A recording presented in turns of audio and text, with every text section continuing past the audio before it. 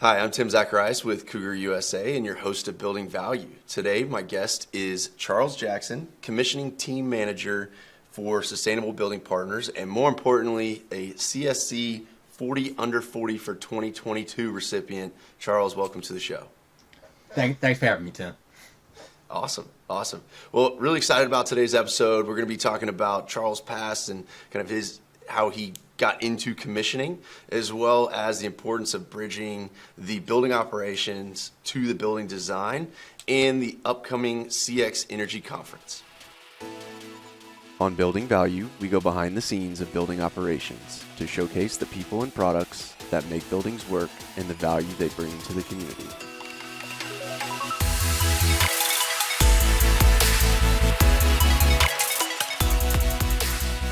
Well, cool. Can you tell me about growing up in Philly?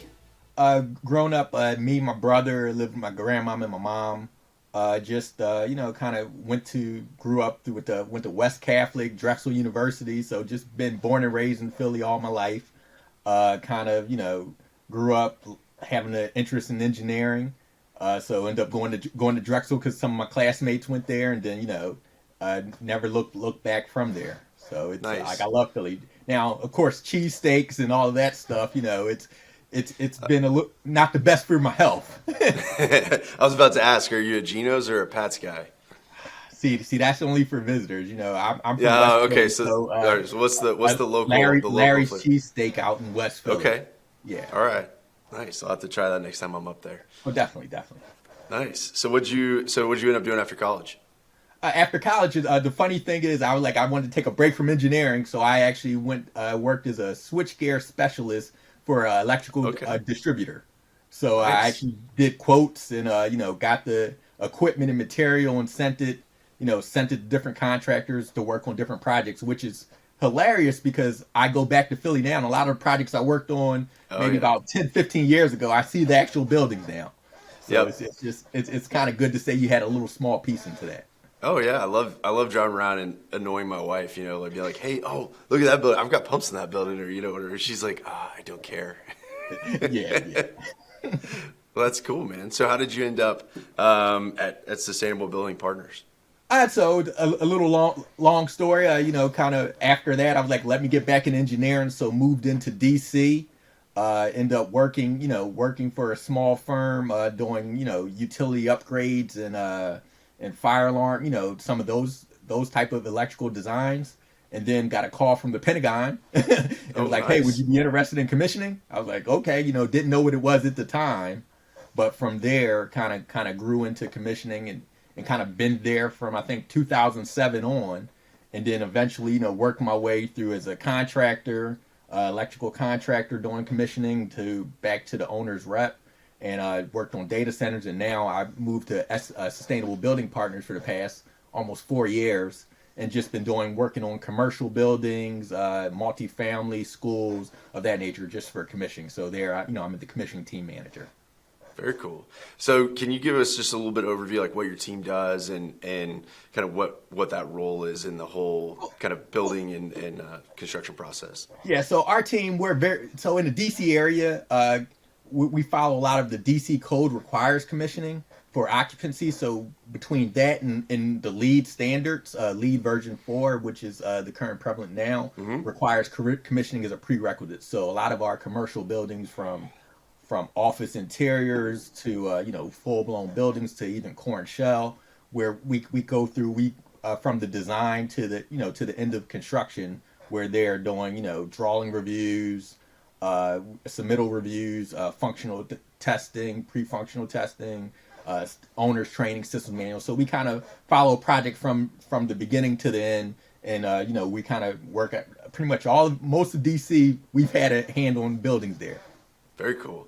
Yeah, I guess we're kind of on the other side as that rep distributor, kind of equipment provider in that commissioning process, typically working with commissioning agent like y'all, going through that sequence of operation, making sure that it's kind of meeting specs and performance, things like that. What other I guess kind of value, or what is that other parts of the process that the commissioning agent or that owner agent provides the owner?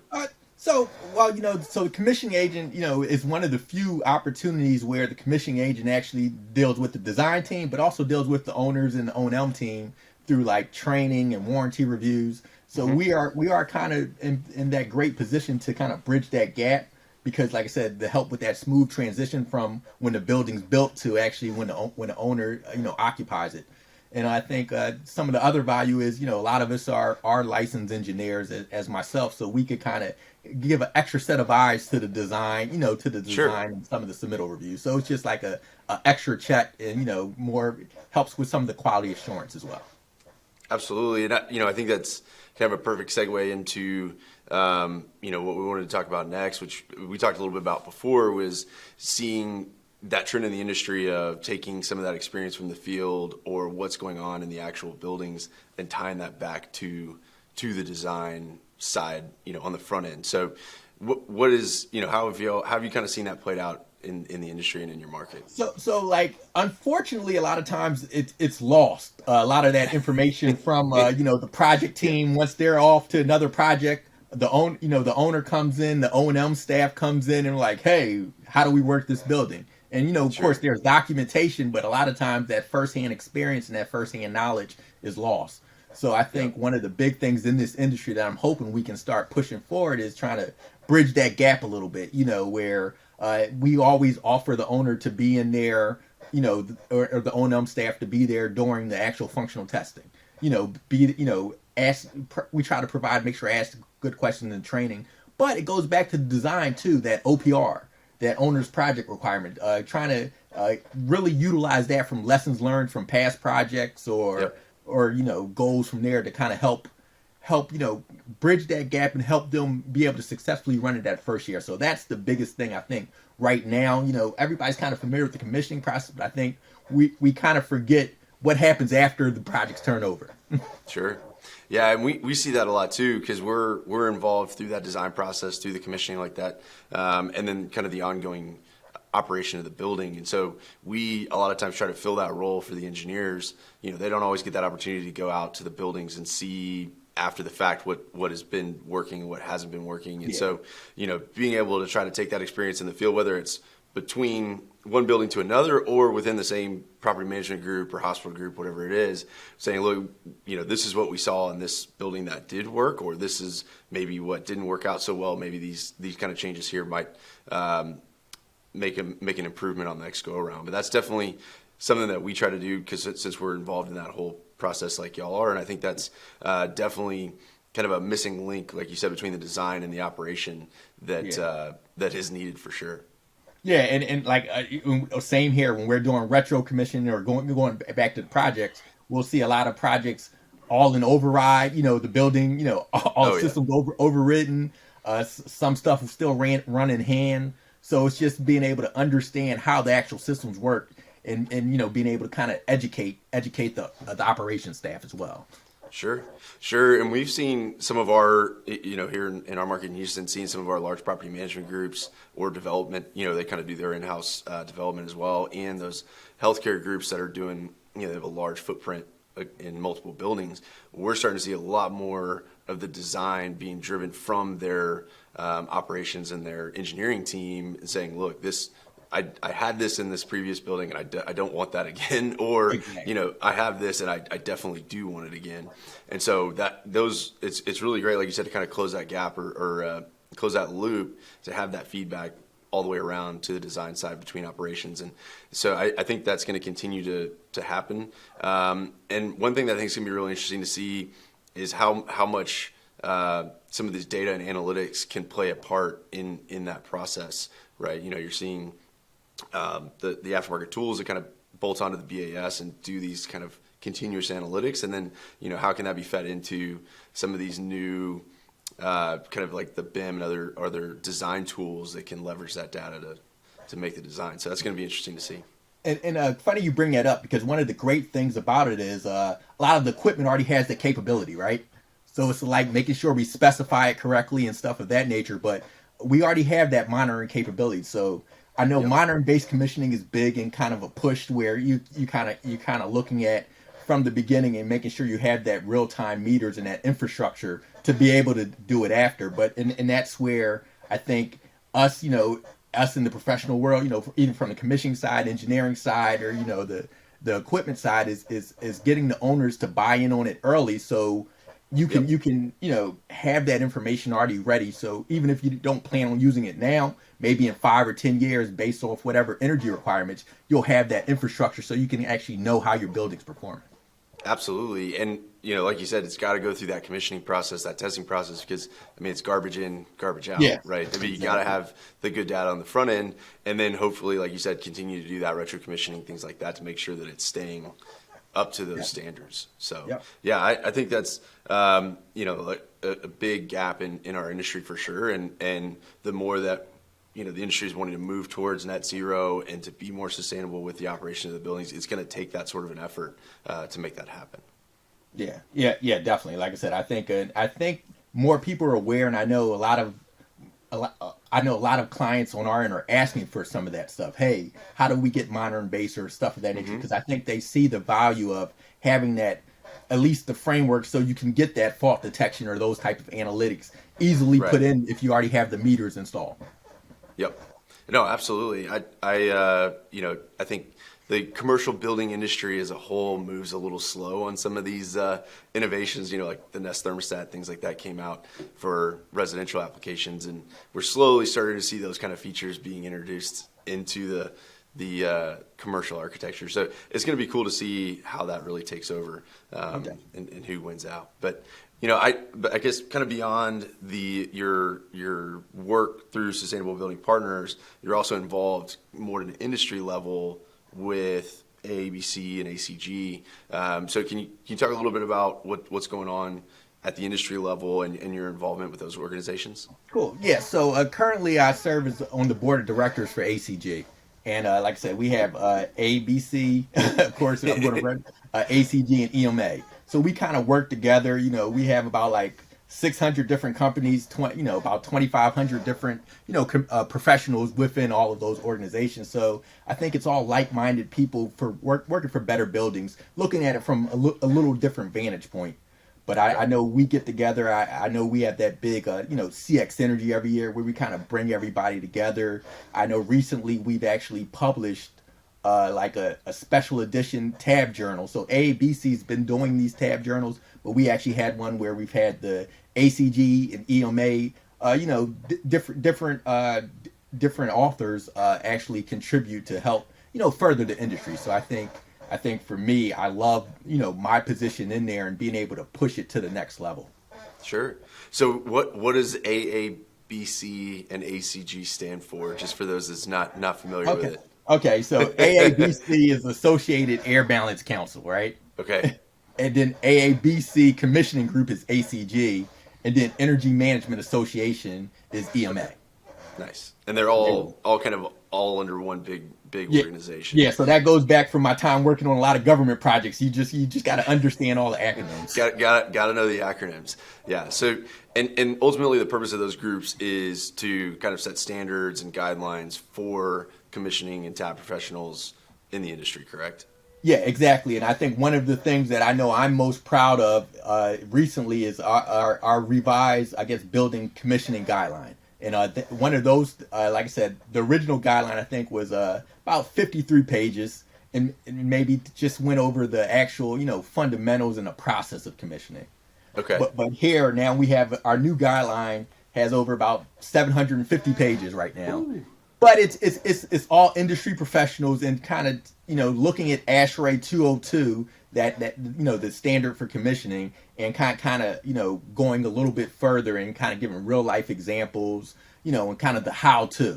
So some of the best practices from people who are actually doing it. So I think that's that, and it keeps growing because every time, what about this system? Because as the industry grows, of course, we need a guideline that can kind of be reactive. And the great thing about it, it's fellow authors who are in the profession. And, we kind of, we welcome all different authors that come in so we can get different vantage points to see what their experience. Nice. So you talked about the new guideline from ACG that's just come out. where can people go to find that information and other resources from ACG? Like I said, everything's on the commissioning.org website for ACG, and it's, I believe, under commissioning guideline. So you can go there. If you're already a CX commissioning authority, certified commissioning authority, or an EMA member, it's actually free, and it's free for government and code officials. So it's basically, you just kind of reach out, let them know that you're interested in download a copy. It's a digital copy, but you can also download the hard copy. But it's always updating, so that's why we chose that digital platform. Sure. Oh yeah. I mean, you can print those, and they're immediately outdated. So yeah. Makes so sense. And as we said, we're revising. I think like I said, we'll probably hit 800 by next year. 800 pages. Wow, that's impressive. So that's really cool that you have kind of that collaborative effort within the industry to push those guidelines and kind of push that industry forward. And so one of the other big things that ACG, AABC, EMA does is the CX Energy Conference and Expo, and that's coming up May of next year, right? Yeah. I believe actually May 4th and 5th. May 2nd through 5th. So that actually, for all my Star Wars fans, May the 4th be with you, right? Absolutely, But it's going to be in Dallas, Fort Worth, Texas, basically this year, and I think we're going to have AIA accredited presentations over there, and I think we're inviting all building owners, commissioning agents, engineers, just the whole industry there. I think last year we had it in Orlando, and like I said, I think that was the first one post-pandemic, and it was a very good turnout. So we're definitely looking for more coming out now. Now that we've kind of eased the relax, ease the pandemic. We kind of on the other end. I never want to say it's over, but we're kind of on the other end right now. Yes, yeah, I think we're definitely moving back towards normal life for sure. But I will, just a word of warning. I don't know if you're going to want to wear that Eagle shirt coming into Dallas for that conference. So I wanted to kind of put my best foot forward with this shirt because I feel like by the conference we would be Super Bowl winners. Oh, okay, bold prediction. Yeah, so that's why I wore it now. So when everyone listens to the podcast, they see me at the conference, they'll know that I predicted it way early. There you go. Early prediction for the Philly Super Bowl champs. I love it. It's a great time to be a Philly sports fan. I mean, y'all were in the World Series, even though my Astros took care of that. Well, we got there. And the Union made it to the MLS Cup final, so it's pretty awesome time to be in Philly. Yeah, and Sixers are getting it together, so I think it's an awesome time. So I think I'm as far as sports wise, I can't complain.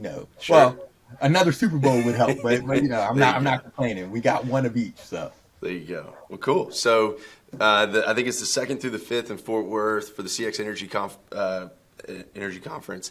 Like you said, mixture of kind of an expo floor with booths to be able to see people from the industry, and then a lot of technical and educational seminars, things like that, to kind of educate the industry.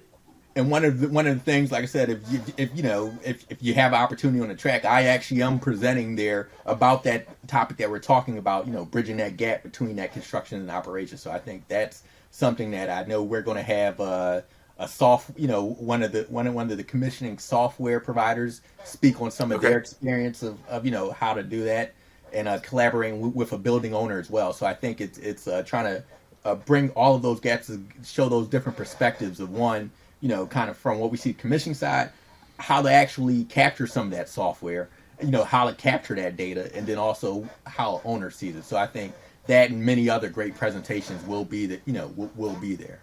Nice. Yeah, I believe I'm going to be on a panel discussion talking about ESG and net zero carbon and that impact to the built environment. It's been a pretty hot topic in our industry, even in a state like Texas, where it's maybe not a regulatory push here, more market driven, but we're definitely seeing the impacts. You have we're all over in DC, New York, California, seeing a lot more at the local level regulations pushing building design more towards sustainability. So definitely going to be a hot topic, I think, for a while. And so we'll be talking about that at the show. And I think it's going to tie directly into what we talked about earlier, that closing that gap between design operations to really improve those building operations. So Yeah. Like I said, I'm looking forward to it, and I think it's actually be my first time in Dallas, so I'm excited. Oh, cool. I've spent time in Houston, but I've never actually been to Dallas outside of on a plane, so I'm looking forward to Okay. that experience, and getting to see how the high performing buildings and how the systems work, out in Dallas. Yep, and I think you'll see there's a stark contrast between Dallas and Fort Worth. They're very, very different towns, and downtown Fort Worth is actually a lot of fun. And if you get a chance to, go to Cowtown and see all of that, that's a lot of fun. I will, and I know there's a lot of good food out there too. So I'm definitely looking forward to that. Nice. Well, cool. Well, what whether it's kind of related to the CX Energy Conference or just commissioning in general, what else would you like to kind of share with the listeners today? I think, like I said, outside the operations, of course, as you mentioned earlier at CX Energy, we're talking about, net zero. So I think that's going to be a big topic, the ESG. So I think those are going to be big opportunities for people, to come there and get involved. So I know for me personally, as I've gotten involved with more in the organization side, I got to learn a lot more about, the industry. Got to learn a lot more that's helped me in my daily, tasks. Because like I said, you work on the same type of projects all the time. Yep. You might look at it at a certain way, but being able to be in these, be in these rooms and having conversation with people that might be working on data centers, people might be working, only on government facilities, bringing those different perspectives together can only help, everybody come out there and do better. So I think it's a great opportunity just for those like-minded collaborations. And even these panel discussions. I know I was in one last year talking about the some of the electrical testing standards. So I think having those discussions just helps me. You go back a little bit more refresh, and of course it's always a great time too. They have great events and stuff like that at CX Energy. So I do encourage everybody to if you can make it, come out there. Absolutely. And we're going to put a link to the registration details, all of that for the conference, and just general info on ACG and AABC. Make sure everybody's got access to that. So Charles, really enjoyed the conversation today. Thanks for coming on the show, and definitely look forward to seeing you at the conference in Fort Worth. Same here. Look forward to checking out your panel discussion as well. Awesome. Well, also want to thank everybody for watching and listening today, and hope to see you on the next episode of Building Value.